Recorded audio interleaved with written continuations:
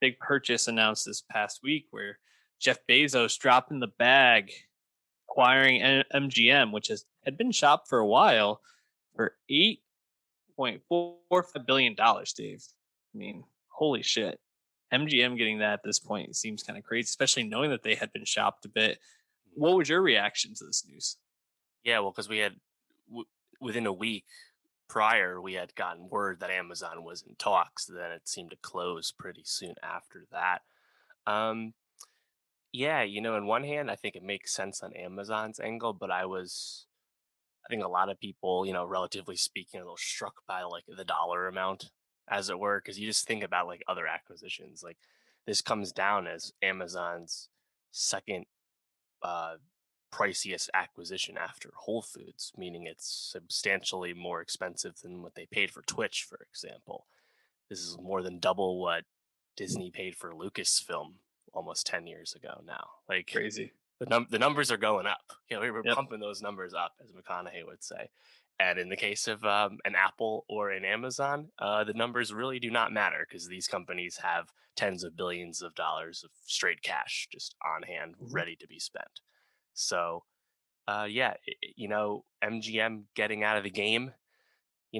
Usually we talk about consolidation in terms of how it affects the streaming wars. We're never like super jazzed about that sort of thing because it's going to mean layoffs. It's going to mean just less jobs out there and stuff. But in the case of MGM has not exactly been a big driver of box office year to year. Apart from a few of their Nope. franchises and a few other small films they'll make every year, they're not the biggest player. So them getting sold at the end of the day, it's probably not that big a deal because it was going to happen eventually. We had Mhm. talked when Warner and Discovery just did their merger or planned merger that the smaller fish uniting would probably be more desirable than Apple and Amazon just dropping all these bags. But in the case of MGM, I feel like them going to unite with like AMC or Viacom CBS, like I don't think it moves the needle for those smaller companies anyway if that was to happen. And in the case of Amazon, yeah, it probably doesn't move the needle super strongly for them either, but they can afford to do it with really no risk at all. So it's it just had to happen, I guess. Like you Yeah. said, it's been not for sale for a while. You've had basically everyone has sniffed around MGM at one point or another in the last 10 years. Yeah, it's just kind of crazy to think about. Like you said, Lucasfilm was right around 4 billion. I think Marvel was also right around that number. So Disney, which acquired Star Wars and Marvel, two of the most lucrative, you know, Right. IP streams out there for the same price as this. And what is Amazon really getting? Bond, obviously, but even with Bond, there's stipulations to that where I believe the creators of it get to still decide when the movies come out. Yeah, the Broccoli family has controlling interest in the, Right. I think all rights regarding producing stuff based off That's James right. Bond. They've previously nixed television show attempts in the past. The family of producers I think that were associated with Bond's original incarnations.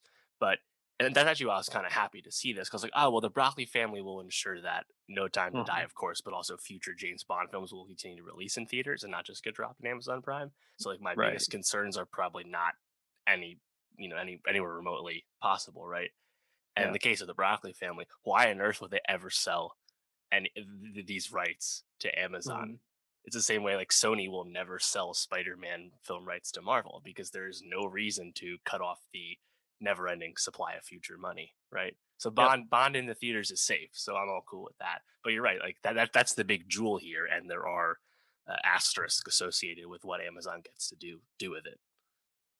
Yeah, and they also get the Rocky franchise and Pink Panther. I guess like the question then becomes what of MGM's like deep vault are they gonna like start plucking and saying, okay, we're gonna start building on what we got here. And I think that's really the question moving forward with Amazon. We've been talking about Amazon having the Lord of the Rings spinoff, which has been hyped up, huge budget, supposed to rival Game of Thrones. Looking forward to that. Can't wait to see it. I'm really interested to see what they're gonna start building off of, from what MGM has in reserve because I mean, it's just I don't really even know where to start. Maybe Tomb Raider, like I feel like there's something to build off there. Especially if you can get Vikander to, Hmm. maybe do like a mini series or something like that. I think that would work a lot better episodically than maybe some of the movies have worked recently. Obviously they get Handmaid's Tale in this, um, Yeah, so they're and that's another piece to it is MGM has this TV branch, and a lot of those right. TV shows are co-productions, and there's like Mark Burnett's production company was acquired by MGM, so it's TV stuff's kind of complicated in terms of like how much of that like gets to really benefit Amazon at the end of the day. And the other piece to this too is MGM's library, which is probably the biggest selling point to this overall, is just innings in the Mhm, game here, just hours to put on TV. MGM had sold lots of its library, more especially if it's like a more recent variety already. So you're really getting like I think it's like the pre 1986 is where the cutoff is for this MGM library. And you think about Amazon, right? Like Amazon's library. Like we don't actually talk about Amazon originals all that often. We're gonna talk about Underground Railroad later today, but other than that, we talked about Fleabag, obviously, of mhm. course, and we talked about Homecoming, Yep. and that's about it in the past like 2 years as far as TV is concerned. We just talked about Without Remorse, but of course, Without Well, Remorse, the like boys. oh, and The Boys is a great one Yeah. too, yeah. But like Without Remorse, Coming to Mhm. America, all their big movies have been acquisitions. They've largely Yep. struggled to make any dents of movies they've actually financed and not just acquired or purchased from Paramount. So Mhm. I guess this is just another attempt to you have more things to develop now for yourself. And in the long term, that'll save you money, so you don't have to give Paramount 80 billion bills for Coming to America. Mhm. So it's just one of those places. But again, Amazon can afford to just throw money at the problem, quote unquote, because they're True. Amazon. Yeah. So I found it here. They called out 12 different movie titles, and as things that they might build off of, or at least acknowledge them as Hmm. important pieces in this purchase. And they were 12 Angry Men, Basic Instinct, Creed, and Rocky. Legally Blonde, Moonstruck, Poltergeist, Raging Bull, RoboCop, Silence of the Lambs, Stargate, Thelma and Louise, Tomb Raider, Magnificent Seven, Pink Panther, Thomas Crown Affair, and of course James Bond. Out of Yeah. those, do any of those really excite you as like, oh, I can't wait to see what they do with that? Very few of those seem to be ripe for franchise potential. Obviously, you can Right? remake tons of that kind of stuff. You could remake 12 Angry Men, Thumb and Lee's fine. Yeah, But like sure. that's kind of like a limited ceiling, I guess, in terms of for Amazon's purposes. Mhm. Um, if you did another RoboCop and it was cool, sure.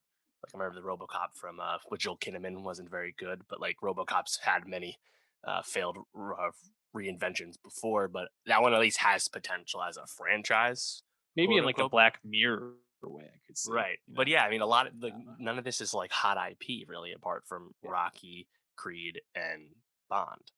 And even Rocky Creed, it's like how much of that is really a franchise? Like we assume Creed 3 is the last Creed. Sounds like Stallone Yeah. won't be in it at all. Do you want to see more Rocky / Creed stuff without Michael B or Sylvester Stallone? I don't know. You know, so Uh, uh, it's actually interesting as you're talking about this. Though the two I already called out Tomb Raider seems like there might be something there. Legally Blonde, maybe. Especially like if you there was talk find of the a right. third one for a long time already.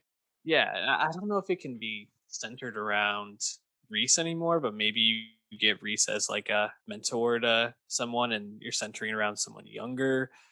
I don't know.